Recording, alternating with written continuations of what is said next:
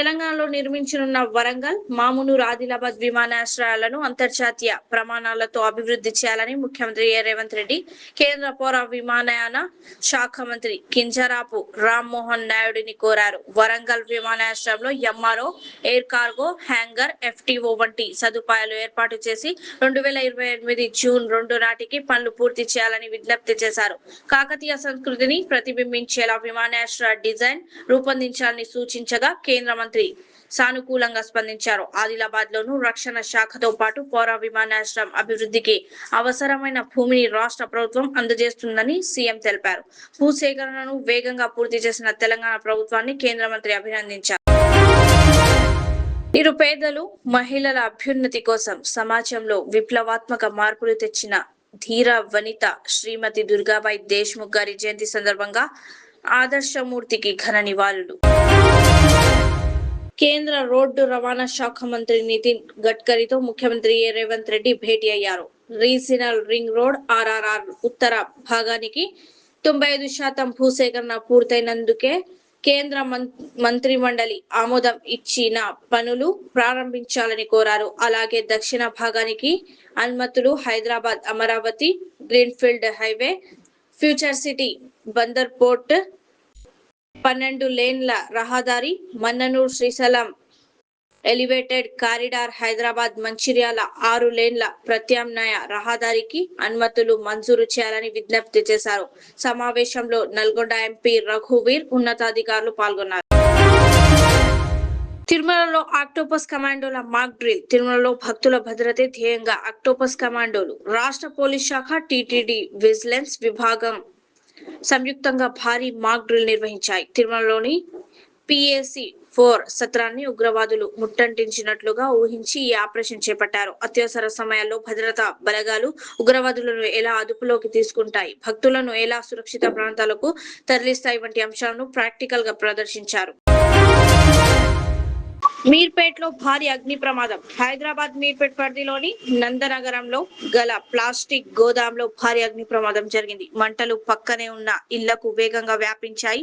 సమాచారం అందుకున్న అగ్నిమాపక సిబ్బంది 3 వాహనాలతో మంటలను అదుపులోకి తెచ్చారు.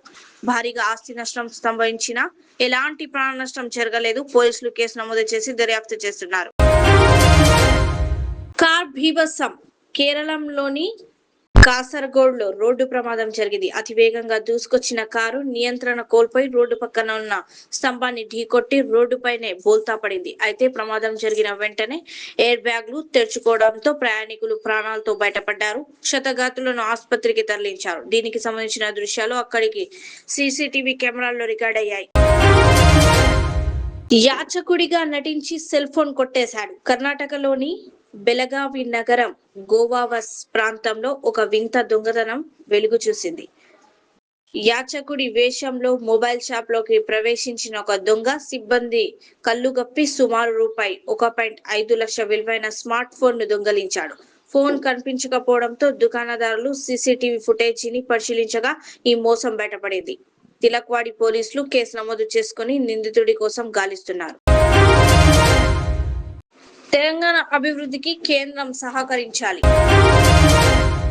ఉమ్మడి ఆంధ్రప్రదేశ్ మాజీ మంత్రి, లోక్సభ మాజీ సభ్యుడు ముద్రగడ పద్మనాభం గారి ఆకస్మిక మరణం పట్ల ముఖ్యమంత్రి రేవంత్ రెడ్డి గారు తీవ్ర విచారం వ్యక్తం చేశారు. శాసనసభ్యుడిగా, లోక్సభ సభ్యుడిగానే కాకుండా ప్రజానాయకుడిగా సమస్యల పరిష్కారంలో ముందుండి పోరాడారని కొనియాడారు. ముద్రగడ గారి ఆత్మకు శాంతి చేకూరాలని భగవంతుణ్ణి ప్రార్థించారు. ఆయన కుటుంబ సభ్యులు, శ్రేయాభిలాషకు ముఖ్యమంత్రి గారు తన ప్రగాఢ సానుభూతిని, సంతాపాన్ని తెలియజేశారు. స్వాతంత్ర సమర యోధురాలు, ఆంధ్ర మహిళా సభ వ్యవస్థాపకురాలు దుర్గాబాయి దేశ్ముఖ్ గారి జయంతి సందర్భంగా ముఖ్యమంత్రి రేవంత్ రెడ్డి గారు ఆ మహానీయురాలికి ఘనంగా నివాళులు అర్పించారు. మహిళా సాధికారతకు, విద్యాభివృద్ధికి, సామాజిక న్యాయానికి తన జీవితాన్ని అంకితం చేశారని కొనియాడారు. దుర్గాబాయి గారి సేవా మార్గం, దేశభక్తి, క్రమశిక్షణ, నిస్వార్థ త్యాగం నేటి తరానికి స్ఫూర్తిదాయకమని పేర్కొన్నారు. మహిళల అభ్యున్నతి, సమాజ శ్రేయస్సు కోసం ఆమె చేసిన కృషి చిరస్మరణీయమని గుర్తు చేసుకున్నారు. ప్రపంచ యువత నైపుణ్య దినోత్సవం సందర్భంగా ముఖ్యమంత్రి రేవంత్ రెడ్డి యువతకు శుభాకాంక్షలు తెలిపారు.